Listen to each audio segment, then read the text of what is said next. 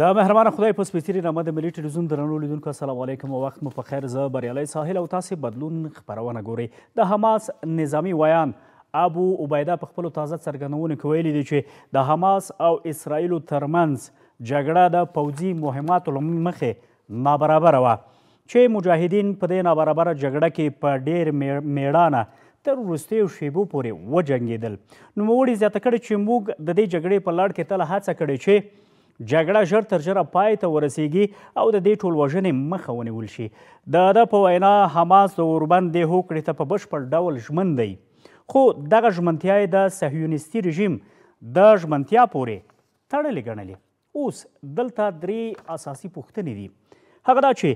د ابو عبیده دغه تاریخي وینا د څه ښکارندویي کوي؟ د یرغلګرو لپاره پکې کوم پیغام نغښتی دی؟ او دا چې د دومره یو پیاوړي دښمن پر وړاندې په جګړه کې د بریا راز په څه کې و؟ غواړو چې په ننني بدلون کې همدغه موضوع تر بحث لاندې ونیسو. د بحث لپاره مې هم بلنه ورکړې قدرمنو میلمنو ته د سیاسي چارو کارپوه عبدالصادق حمیدزوی، همداراز د سکایپ له لارې هم راسره د سیاسي چارو کارپوه سید اکبر آغا او څو شیبې وروسته ښایي چې په خپرونه کې راسره د سیاسي چارو شنونکی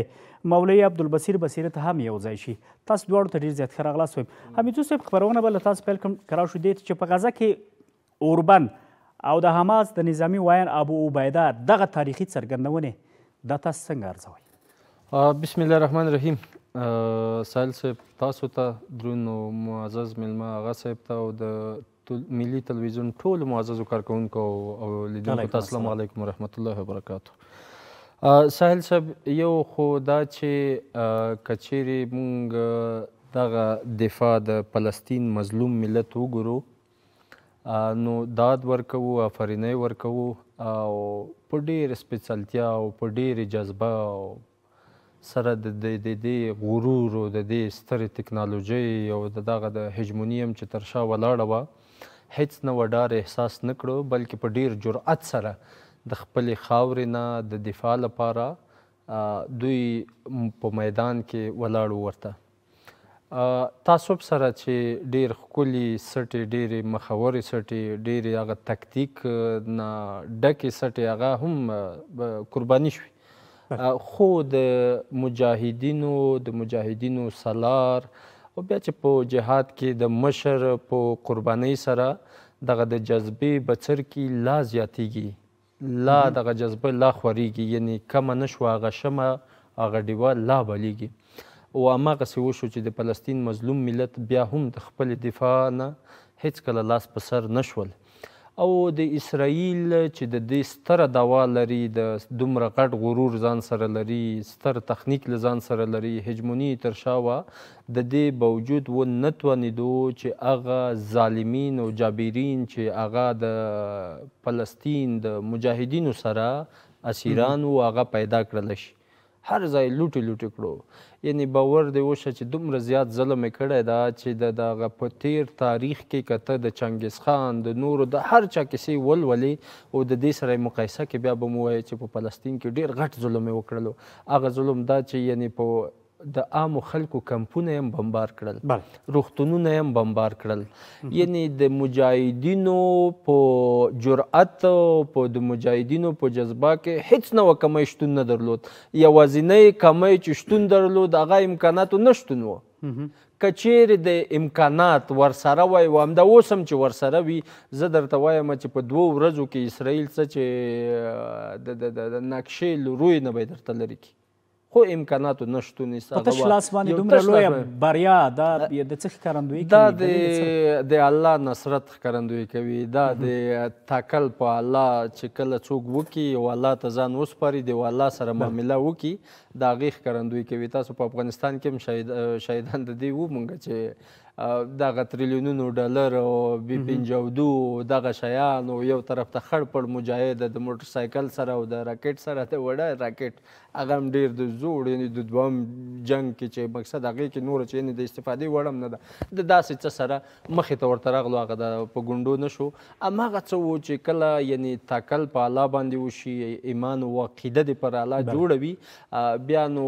فتوحات دغه دې په نصیب کوي الله پاک عزت دې الله پاک په نصیب کوي نه وایو چې فلسطین ډېر څه له لاسه ورنه کړل لکه په مادي لحاظ باندې مالي لحاظ باندې ډېر ستړیاوې وګاللې خو په سیاسي لحاظ باندې ارزښتي لحاظ باندې ستره بریا یې لاسته راوړه یعنې دغه ټولو عربو لپاره یو داسې یو څه که دوی لږ هم څه لږ څه په وینه کې ولري د دوی لپاره یو داسې ستر ننګ راوړی ده چې دوی باید افتخار په وکړي زه د مسلمان په صفت چې زما ورور د افتخار پرې کوم او افسوس په دې کوم او شرمندګي په دې احساسوم چې ما د دوی سره هیڅ نوع همکاري ونه کړله شوله ډېره زیاته مننه آغا صاحب تاسو ته راځم د حماس نظامي ویان ابو عبیده ویلي دی چې موږ د دغه اوربند ته ژمن یو په بشپړ ډول موږ دې ته آماده یو چې دغه کوم اوربند چې شوی ده دغه هوکړه چې شوې ده په دې برخه کې دې ته ژمن پاتې شو خو زموږ ژمنتیا د صهیونیستي رژیم پورې تړلې ده ستاسې له نظره د دې باور اوس وجود لري چې په رښتیا به هم اسرائیل د دغه اوربند هوکړې ته ژمن پاتې شي بسم الله الرحمن الرحیم سلامونه تاسو ته او ستاسو ګران میلمه ته او ستاسو همکاران ته او ستاسو اورېدونکو ته وایو حدیث شریف دی رسول کریم صلی الله علیه وسلم وایي لا ایمان لمن لا امانت له ولا دین لمن لا عهد له نو دا واقعیت دی چې مسلمانان هغه څوک دي چې هغه په وعده باندې وفا کوي او که چیرې په وعده وفا نه وکړي هغه بیا د نفاق خبر ورته کېږي خو دا مسلمانان خلک دي په دې باندې پوهېږو چې نن یګانه په عربو کې دغه خلک دي چې په یوه سر باندې ولاړ شول او په یوه سر باندې د داسې قوت قدرت سره لکه امریکا او ورسره اسرائیل د هغو سره مقابله شروع کړله او مقابله دې اندازې ته ورسوله چې هغه په دې باندې پوه شوله چې هر څومره مقابله کوو زموږ بدنامۍ رنګزردۍ او قرب مرازي هم مصرف په مکیږي بلکې د کفارو سره د مصرف خبره ډیره مطرح وي مصرف په مکیږي خو بیا هم شی لاسته نسو راوړلی نو زما فکر باندې دا خبره ده ډېره ښه خبره ده چې د دې حدیث مطابق چې دوی خپل وعدې باندې ژمن دي او دوی وعده برخلاف د وعدې مخالفت نه کوي اما لیکن کفار چې دي هغه په وعده باندې ژمن نه دي دوی خپله چې دا خبره کوي که چیرې خبره په اسرائیلو کې ده یعنې هغه خو هغه په دې حدیث باندې عمل نه کوي یا په دغه باندې په آیاتو کې چې راغلي اوفو بعهدکم یا داسې نور ډېر ځایونه د وعدې د وفا خبره راغلې ده هغه دوی په هغو باندې ایمان نه لري نو دوی خپل هغه ایمانداري خبره کړې ده د کفارو په باب باندې هم د ایمانداري خبره کړې ده چې موږ په دې باندې ایمان لرو چې کفار هغه په خپله وعده باندې په خپله ژمنه باندې نه خیږي کېدلی شي چې دا وعده د دوی ماته کړي نو زه فکر کوم چې دا خبره تر ډېره حده پورې ښه خبره وه اما لیکن راځو دې ته چې اوس بعضې شیانو ته اشاره وکړو دوی ته آغا صاحب یو بله خبره په خپله اسرائیل ویلي و چې موږ به حماس به له منځه وړو او فلسطین به نیسو بالاخره حتی لکه ابو عبیده چې په خپلو خبرو کې ویلي دي چې موږ په کلکه مبارزه وکړه 401 ورځې په فلسطین کې سخته جګړه ترسره شوه چې موږ ډېرې قربانۍ هم ورکړې بالاخره په رښتیا به هم په خپله اسرائیل اوس دا تصمیم ونیسي او په رښتیا به هم دې هوکړې ته ژمن پاتې شي چې خپل پوځیان به له فلسطین نه وباسي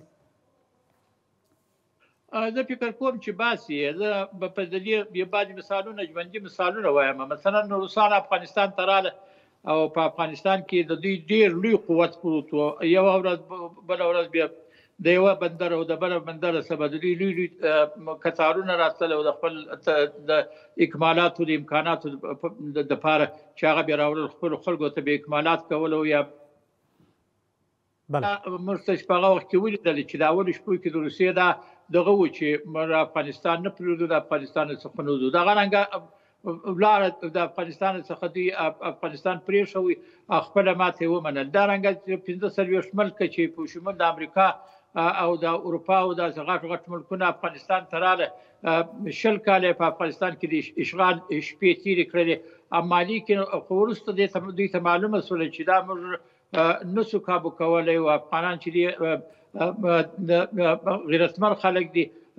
غیور خلک دي او د دې مقابله او مخالفت موږ نسو کولی هغه د افغانستان په هم په داسې حال کې پرېښوي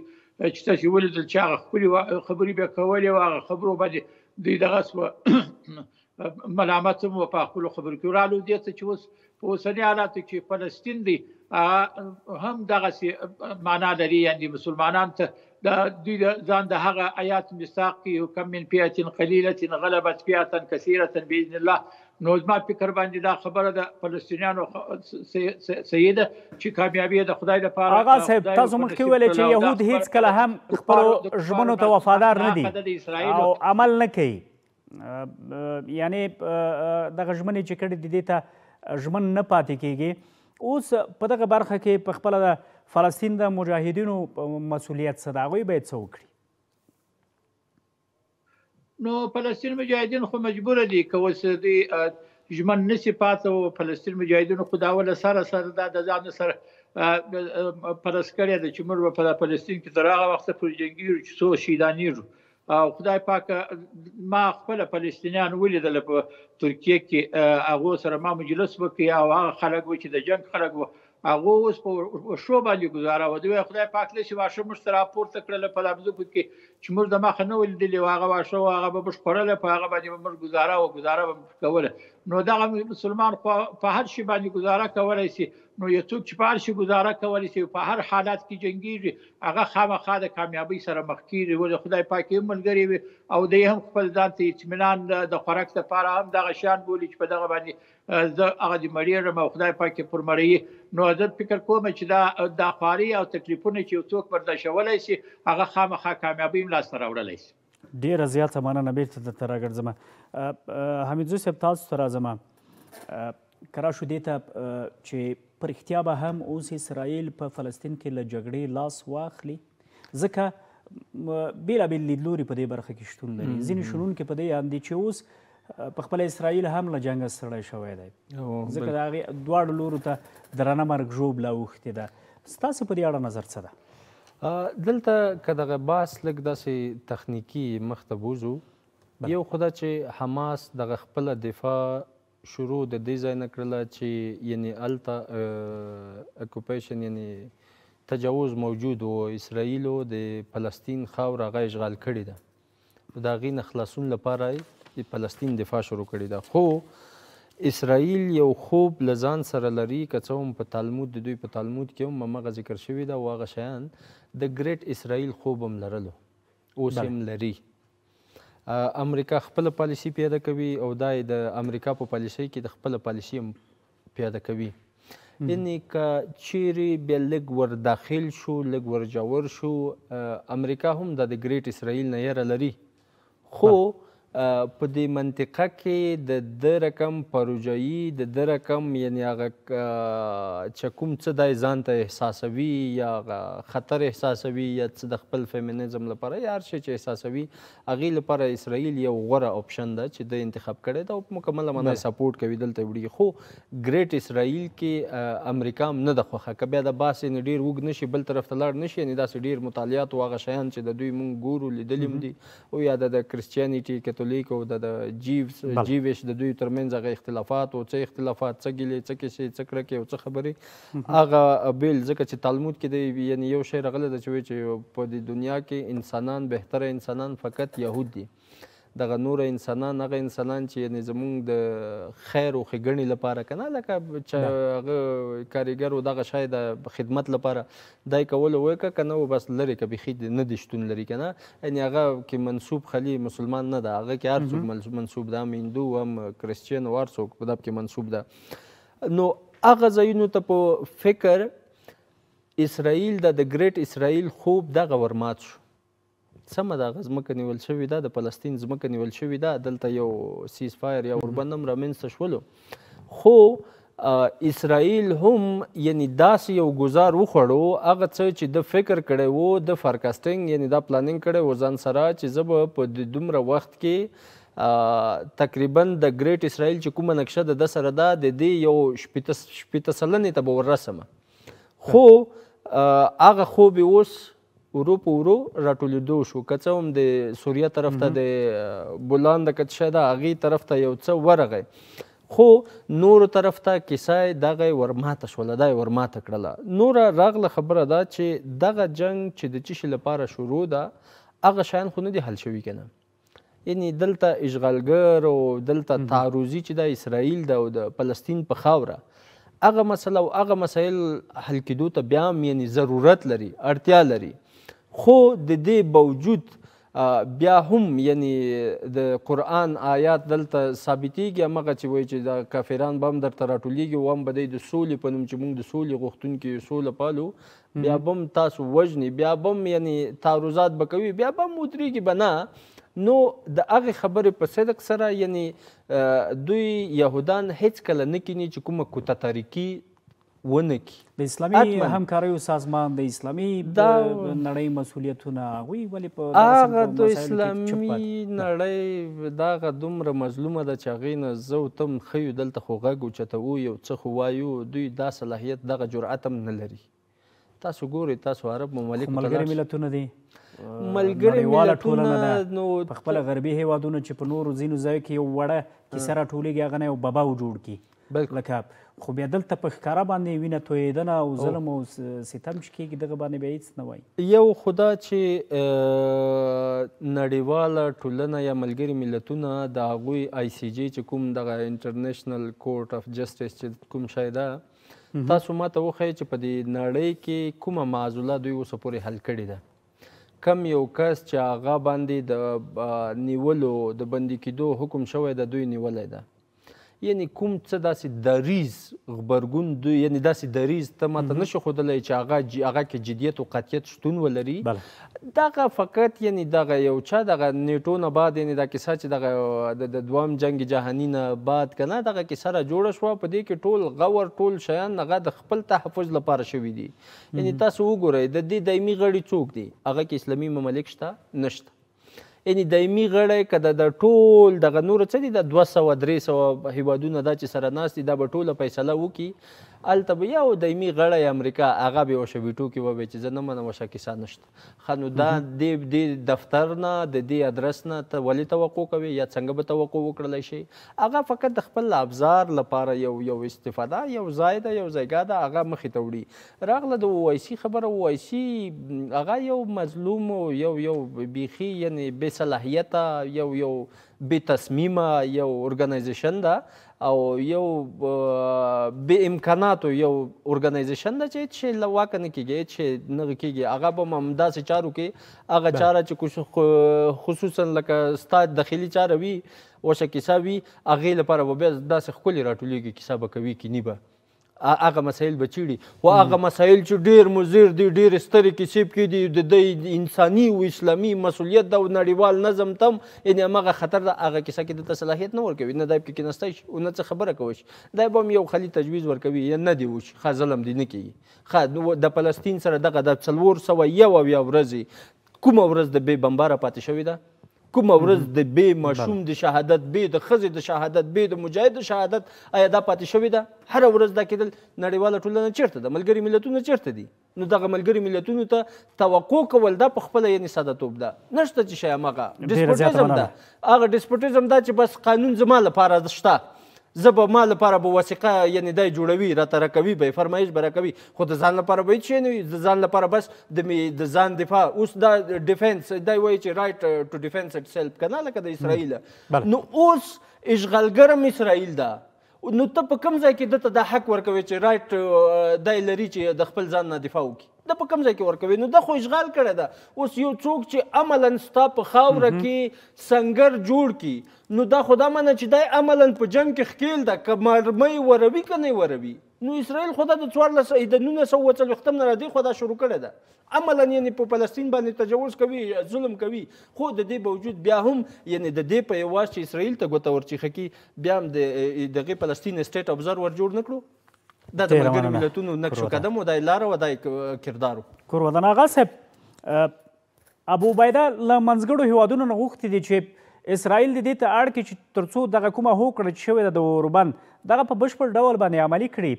څه فکر کوئ په دې برخه کې د منځګړو هیوادونو په د اسلامي هیوادونو مسؤلیت څه جوړیږي که سړی وګوري د اسلامي همکاري سازمان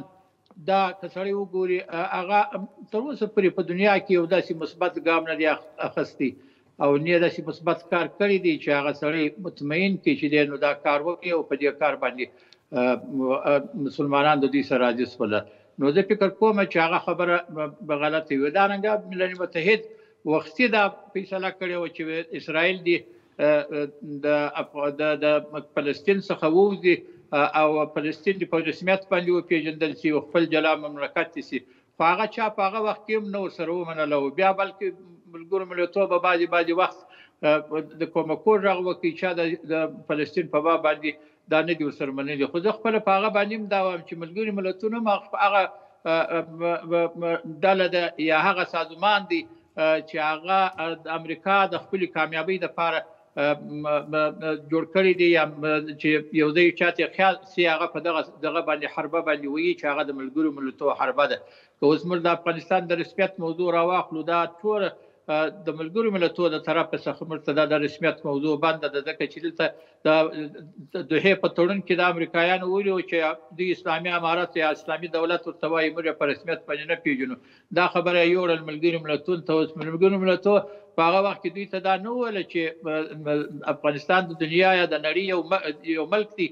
باید چې په رسمیت باندې وپېژندل شي نو زه فکر کوم چې دا خبره چې اوس زموږ توقع د ملل متحد څخه کوو دا توقع هم بیا ځای ده که د اسلامي همکاري سازمان څخه دغه کوو دا توقع هم بیا ځای ده هغه چې دی هغه د نور مستعمره دي د هغو د استعمار لاندې دي هغو د استعمار څخه نشي وتلی نو دوی دا خبره بیا هم دوی بل ځای نه د استغاثې ځای نه دی لیدلی یا د استغاثې ځای نشته نو دوی دا د ملګرو ملتونو خبره را پیشنهاد کړې ده نو دوی به دا وایي چې هغه به په دې کې به بعضې داسې ملکونه پیدا شي چې هغه به زموږ طرفداري وکړي نو خدای دې وکړي چې پیدا شي خو زه خپله فکر نه کوم آغا صاحب کله چې د اوربند خبرې شروع شوې اوربند نږدې شو د هوکړې په سر خبرې روانې وې ډېری اسرائیلي مقاماتو استعفا ورکړه ستاسې له نظره دغه په خپله د څه ښکارندویي کې دا په خپله د حماس د بریا او په خپله د اسرائیل د ماتې په معنا نه ده نو دلته د اسرائیل خو ډېر تاوان وکړي د اسرائیلو تاوان که اوس سړی وګوري راویشمېري د دوی غرور چې هغه مات شو د یو کوچني ملک یا د یو کوچني ډلې په واسطه باندې مات شو او بل دا که سړی وګوري په اسرائیلو کې دغه د جنګ په وخت کې ډېر مخالفتونه راغله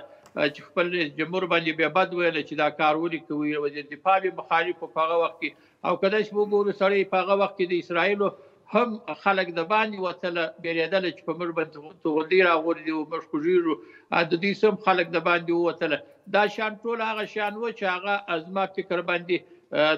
د اسرائیلو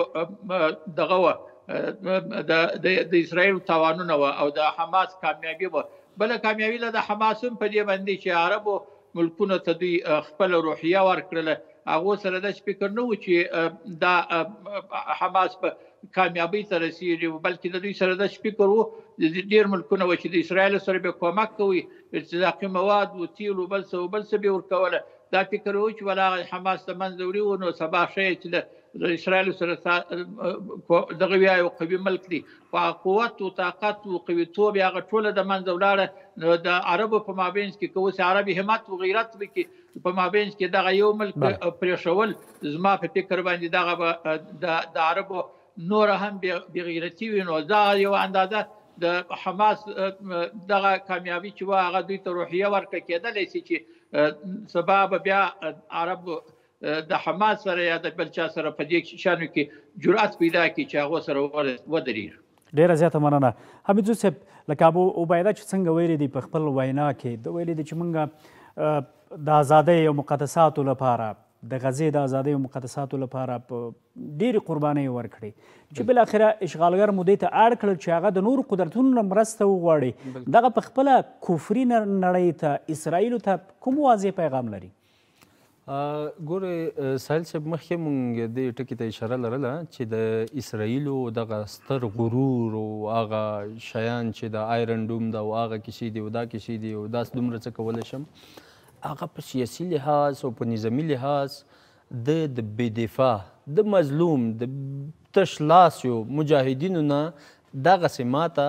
وخوړله داسې شکست د وخوړلو لکه مخکې مې چې ورته اشاره لرله چې دا د ګریټ اسرائیل خوب یې دا وشو بیخي ور لرې کړلو دا یې بیخي تقریبا 10% ترکوز کړلو یعنی دا اوس په دې پوه شولو چې زه غزا چې داسې دومره تعداد خلک او دومره وړوکې ساحه جغرافیا دا باندې تسلط نشم پیدا کولی نو څنګه زه توانېدی شم چې دا ګریټ اسرائیل دومره وغځوم او لکه مخکې چې آغا صاحب ورته اشاره لرله ګورئ دغه یعنی یو څوک دا په یو ځای کې یو کلي کې بدرنګې نخوالې روانې دي او بیا یې ترمنځ شعوري یو کس راجګېږي د هغې نخوالې د هغې بدرنګې لپاره یعنی ودرېږي د هغې سره مبارزه کوي نو شعورا هغه داسې توشي کېږي کېږي پراخېږي چې بل هم دا شعور پیدا کوي دا جرأت پیدا کوي چې بیا خو هغه چې کولی شو زه هم کوی شم زه هم باید وکړم دغه نخواله د بدرنګې دې نه باید مخه ونیسم قرباني نو استقلالیت په قربانۍ راځي قربانۍ به ورته وروسته له اوربند به وضعیت څه ډول وي؟ اوربند خو د اسرائیل زه فکر کوم چې یو څه وخت به اسرائیل دې شیانو ته لاس ونه نیسي ځکه چې د اسرائیل اوس هغه کومه چې ملیټنټ ستراتیجي ده هغه زه فکر کوم چې ډیره به په ایران باندې تمرکز ولري ایران سره به کیسه ولري دې طرف سره به اوس وخت کې دی چې شی ونه وایي خو همدغه اوربند به وکولی شي چې د مجاهدینو هم هغه بعضې کوم ضروریات چې دي کوم شیان چې دي هغه به هم لاره پوره کړي لږ دوی به تنفس واخلي او مجاهدین اوس 401 ورځې یعنی په مستقیم او تود او ګرم جنگ کې تیر کړلی او د جنگ خمیانې او تقویې دا ټول شیان دغه هم له ځان سره واخیستله زه فکر کوم چې دا به هم د اسرائیلو لپاره یو دردسر واوسیږي یو ستونزمن به ورته واوسیږي چې دی به بیا داسې په اسانۍ دغسې قدم اوچت نه کړلی شي خو د اسرائیلو کوته طریقې کې شک نشته د اسرائیلو ګریټ اسرائیل خوب کې هغه لپاره به دوی حتما څه به کوي خو داسې ژر به دا کیسه زما په اند زما په تحلیل چې داسې به یو څه نوي اوسي. ډېره زیاته مننه. درنو لیدونکو د خپرونې په دې برخه کې یوه لنډه دمه لرو خپرونه دوام لري. قدرمن لیدونکو بیا هم درته هرکلی وایو ستړی مه شئ. بصیرت صاحب په خپرونه کې درته ښه راغلاست وایو ستړی مه شئ. بصیرت صاحب لکه څرنګه چې تاسو هم په جریان کې د حماس نظامي ویان وروستۍ څرګندونې د اسرائیل په اړه د اوربند په اړه هغه هوکړه چې شوې ده د دې دواړو خواو ترمنځ خبرې اترې پېښ شوي دي نن مو هم بحث همدا ده په سر کې غواړم چې د همدې اوربند او ژمنتیا په اړه باندې څومره مهمه ده په دغه اوربند کې چې کومې ژمنې کېږي مثلا عملي شي. الحمدلله والصلاة والسلام على رسول الله صلى الله عليه وسلم وبعد فأعوذ بالله من الشيطان الرجيم بسم الله الرحمن الرحيم ورد الله الذين كفروا بغيظهم لم ينالوا خيرا وكفى الله المؤمنين القتال. ساحل صاحب تاسو ته او ارویدونکو کتونکو ته خپل احترامات تقدیموم. اولا الله سبحانه وتعالی د غزې د مجاهدینو جهاد په خپل دربار کې منظور او مقبول کا او الله سبحانه وتعالی د شهداو هغه هغه منصب یې د خدای پاک په نصیب کړ چې کوم الله سبحانه وتعالی قرآن عظیم شان کې دی ته ښودلی چې وذلک الفوز العظیم شهادت یو عظیم فوز او کامیابي ده. الله سبحانه وتعالی د اسماعیل هنیه رحمت الله علیه، یحیی سنوار رحمت الله علیه او د دغو شهداو چې دوی د یهودو مقابل کې په دغه 15 میاشتو کې یا مخکې چې کوم شهادت رسولي دي، الله سبحانه وتعالی د بدر، د احد او د موتې د شهداو په ډله کې د خدای پاک دی راپورته کړ. رښتیا واقعا چې د فلسطین مجاهدینو خلکو ته د بدر غزا ور په یاد کا چې هلته الله سبحانه وتعالی 314 کسان په 1000 کسانو باندې غالب کړل. رښتیا چې د موتې مجاهدینو د خندق غزا نصرت خلکو ته ور په یاد کو. په رښتیا چې د غزې مجاهدینو هغه نصرت چې کوم د موتې په غزا کې الله سبحانه وتعالی چې 3000 مجاهدینو دا چې د 100,000 عیسویانو مقابل کې جنګېدل، هغه نصرت چې الله د موتې د مجاهدینو سره وکړو، دغه د غازیانو سره چې کوم وکړو، نو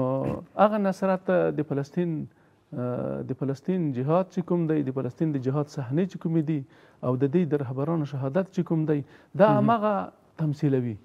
رښتیا چې هغلته هم ستر قماندانان د صحابه کرام په شهادت باندې ورسېدل. حضرت زید بن حارثه شهید شو، بیا وروسته حضرت عبدالله بن رواحه شهید شو،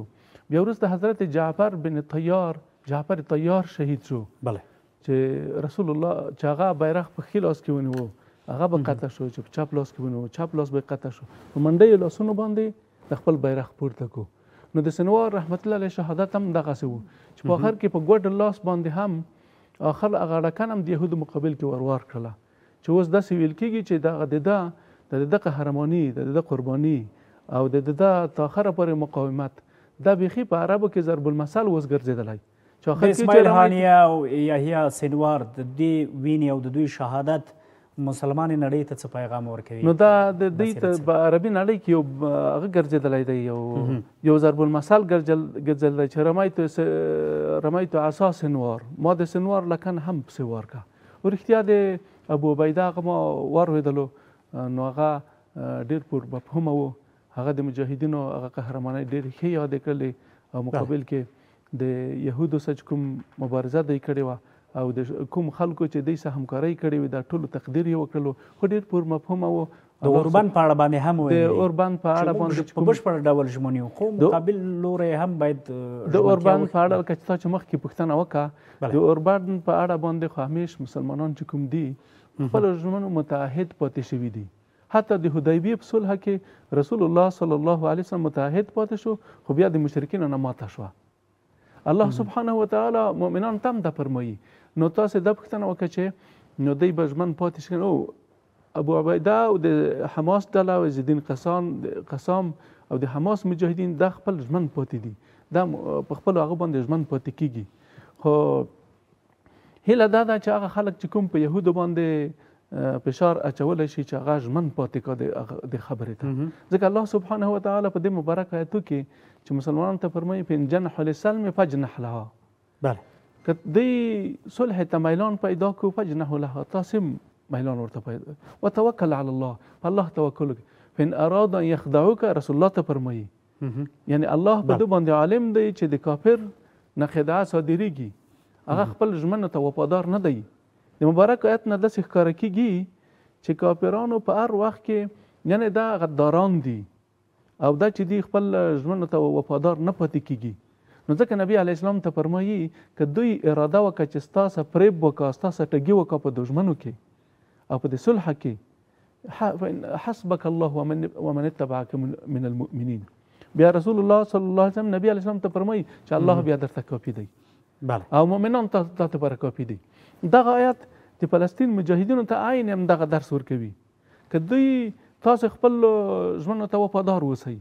که دوی ستاسو سره ټګي وکړه، بیا د تاسو دپاره هم دغه د خدای دا توصیه ده فإن حسبک الله ومن اتبعک، تاسو ته الله کافي دی او هغه کسان تاسو ته لپاره کافي دي چې کوم هغه تابعدار مؤمنان دي. ډېره زیاته مننه بصیرت صاحب، بېرته درته راګرځم کور ودان. اغا صاحب تاسو ته راځم، اوس لکه څنګه چې اوس په اسرائیلو باندې هم ډېر باور نه شي کېدلی، امکان لري کومه هوکړه چې شوې د هغې نه بیا سرغړونه وشي. او بیا هم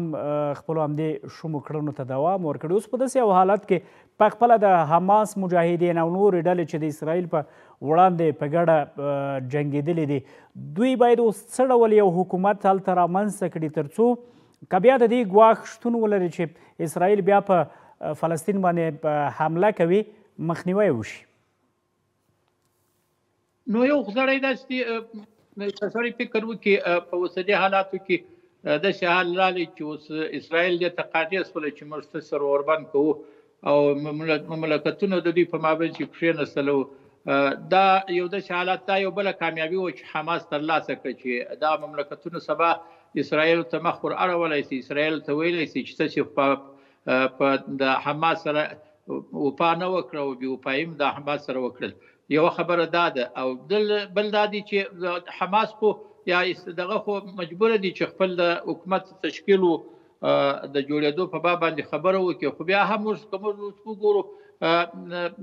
فلسطین هم په دوې ټوټې دی. یو ټوټه هغه دی چې هغه اوس خپله دغه رئیس جمهور لري او هغه سړی چې دی په دنیا کې مطرح دی، او یو ټوټه د مجاهدین خلک دي چې هغه جهاد کوي. نو زه فکر کوم چې دوی خو مجبوره دي چې دوی خپل ځان سره راټول کړي او خپل اتفاق او اتحاد سره وکړي او یو حکومت جوړ کړي او په یو لار باندې سره ولاړ شي. ښه، ډېر ښه، ډېره زیاته مننه. بصیرت صاحب بیرته تاسو ته راځم. اوس دلته په د فلسطین خلکو ته هم ډېر مالي او ځاني زیانونه اړول شوي دي. د دغو ټولو دا ویجاړیو د خلکو ته چې دومره زیان اړول شوی ده، د دوی پور باید څوک پرې کړي؟ اوس دا پور باید اسرائیل پرې کا او په دې باندې ملل متحد او امریکایان چې دوی په رأس کې دي د دې سرپرستي کا، د دې سره همکاري کوله او په دې باندې ټوله دنیا پوه شوله چې یهود چې دي هغه غاصبان دي، یهود ظالمان دي. د دې وحشت ټولې دنیا ولیدلو، ټوله دنیا په دې باندې د دې ظلم چې دی متفقون علیه دی. نو دا خو په ټولو قوانینو کې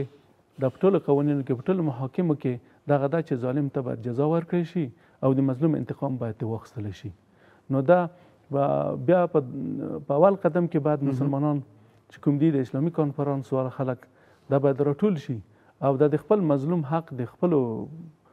خپلو مظلومو ورونو چې کوم د فلسطین مظلوم خلک دي د هغې باید هغه خساره باید ترې واخلي. نو الله سبحانه وتعالی دا داسې وشرمول د همدغه د ظلم په نتیجه کې خدای پاک دی چې کوم د کوم هدف دپاره غلو هېڅ شی هم لاسته رانه وړل، بدون د خرابۍ نه، بدون د دې نه چې ماشومان شهیدان کا او ښځې شهیدان کا، دغه نور هېڅ شی هم دوی ته لاسته ورنه غلل. دا هم د دوی په د جنګي صحنه کې دوی کمزوري ښودله چې دوی په مکتب باندې بمبارونه کول، دوی په شفاخانو باندې بمبارونه کول او دوی ماشومان او اطفال وژل. دغه هغه ظلمونه دي چې په دوی باندې ټول دنیا اتفاق کړی دی، ټوله دنیا هغه سلیم عقل چې ورته متوجه کا. نو دا خساره ټوله په یهودو باندې راځي. یهودو باندې باید فشار راوستلی شي څو پورې چې دوی کوم ظلمونه کړي دي، کوم کورونه یې وران کړي دي، دا باید د دوی نه دا تاوان واخیستلی شي. نو دغه دی مقابل کې چې کوم د حماس چې کوم مجاهدین دي هغه د دې مقابل کې ټول جنګیالي د منځه یوړل. رښتیا هغه کوم حربي اصول چې کوم دي، جنګي اصول، هغه د حماس مجاهدینو په تمام معنا ټول مراعات کړي دي. د یهودیانو ښځې، د یهودیانو ماشومان دې ته هېڅ کوم غرض نه دی کړی. حتی ډېرې ښې صحنې د فلسطین د مجاهدینو ښودل شوي دي چې ماشوم د یهودیانو چې کوم دی یا کومه ښځه ده په ډېر د شفقت په الفاظو دوی سره رویه کړې ده او مقابل کې دوی هغه څه کړي دي چې دنیا بس دا خو ټولې دنیا ته روښانه ده چې فلسطیني چې هغه چې کوم دي یهود دا غاصبان دي، دا ظالمان دي. نو دا چې دوی په ظلم باندې ټوله دنیا اتفاق لري، نو باید په توان اخیستلو کې دا ځل به اسرائیل له جګړې نه لاس واخلي. بصیرت صاحب له مېلمنو سره مې هم په دې باندې بحث وکړو چې دا ځل دا باور شتون لري چې اسرائیل به په رښتیا هم خپل پوځیان له فلسطین نه وباسي. داسې دي چې الله سبحانه وتعالی یهودیانو ته فرمایي چې یهودیانو تاسو خو د هلته وقضینا الی بني اسرائیل فی الکتاب لتفسدن فی الارض مرتین. الله فرمایلی دي چې خبر ورکوي، قرآن خبر ورکوي چې خامخا به د اسرائیل چې کوم د یهود دا به 2 وارې فساد کوي په ځمکه کې او د هر فساد په مقابل کې به الله د دې نه انتقام اخلي. نو هغه انتقامونه خدای پاک ته واخیستل او حتی داسې بیا به د دې خلک په همدغو انتقامو کې داسې وژل کېږي چې د دې په څېرو کې به هم ډېر تغیر راشي، ډېر سخت به خفه شي. نو بیا په آخر کې الله سبحانه وتعالی یهودو ته په همدې مبارک آیتونو په آخر کې یوه جمله فرمایل ده: ان احسنتم احسنتم لانفسکم وان اسأتم فلها. یهودو که ښه وکړل ښه د ځان دي، که تاسې ښه وکړل او که تاسې بدي کوئ،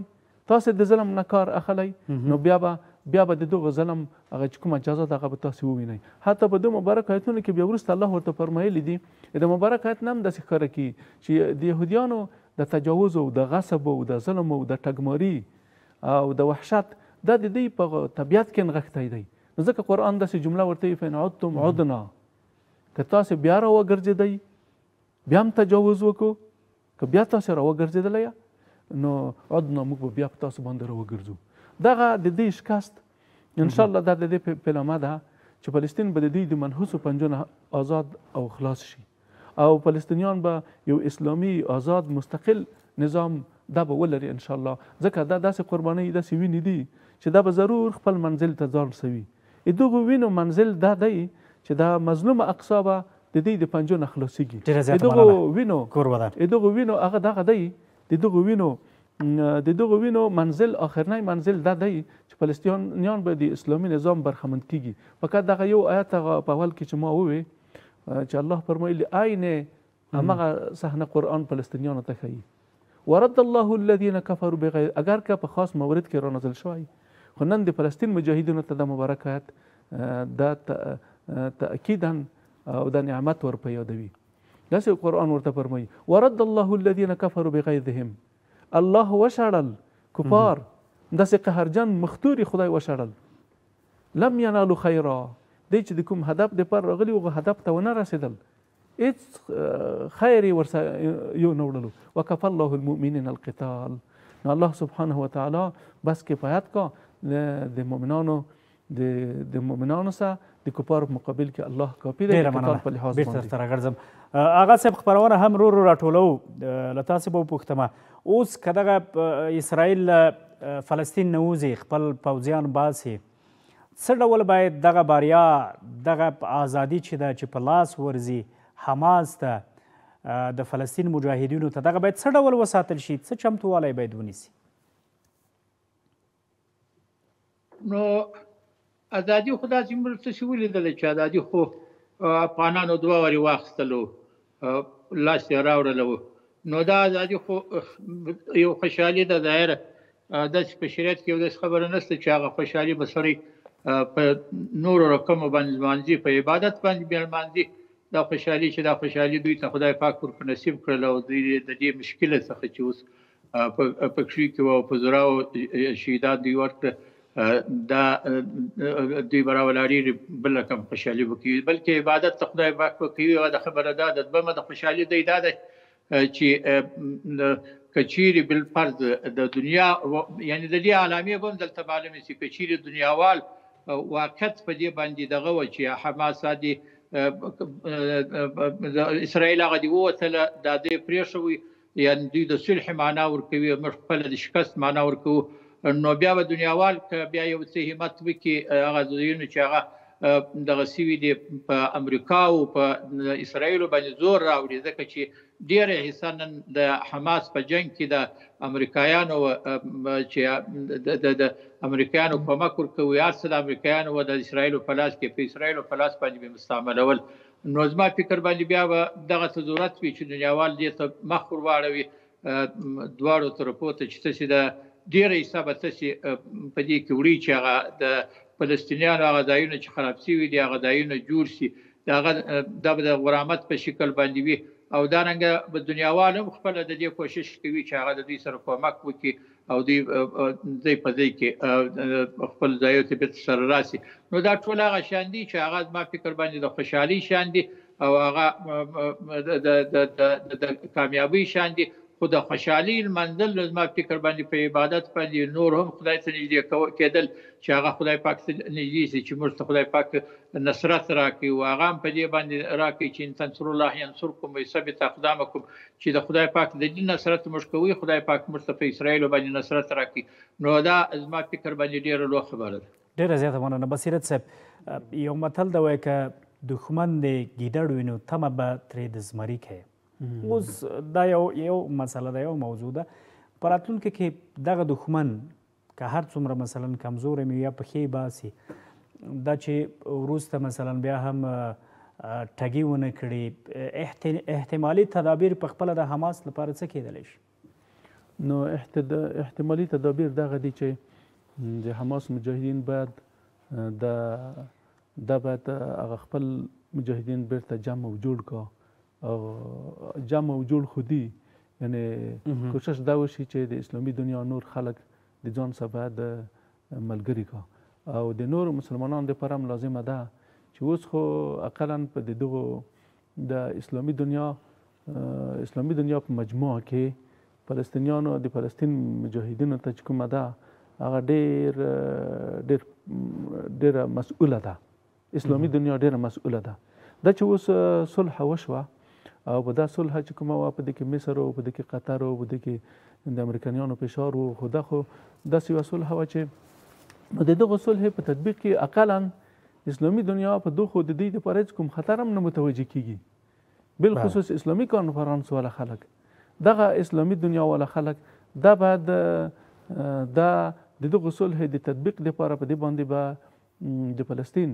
د فلسطین د حمایې په هکله باندې او د دې لپاره چې دا تطبیق شي او یهود باید ژمن پاتې شي، په دې باندې باید یوه غونډه راوغواړي او په دې غونډه کې داسې یو تصویب وشي چې که چېرته د دې نه خلاف ورزي وشوه نو بیا به ټول مسلمانان دغه په مقابل کې به عملا اقدام کوي او د فلسطینیانو په څنګ کې به درېږي. نو دا خو هغه څه دي چې دا خو د ټولو مسلمانانو یو مسؤلیت دی او دوی په د اوسنۍ زمانه کې د افغانستان مجاهدینو او دوی خارق العاده قربانۍ ورکړي. حیرانونکې فتح الله سبحانه وتعالی دوی ته په نصیب شوه او د دوی چې کوم دښمنان د دواړو مجاهدینو د دواړو ډلو مجاهدینو که د افغانستان دي که د حماس مجاهدین دي، د دوی دښمنان چې د دغو کمزورو د دغو بېوسه مجاهدینو په مقابل کې دوی ماته وخوړله نو دا یو خارق العاده فتحه ده، دا یو خارق العاده لاسته راوړنې دي. نو په کار ده چې ټول مسلمانان د حقانیت باید درک کا، د فلسطینیانو مظلومتیا باید درک کا او ډېر کوشش دغه وکړه چې غرب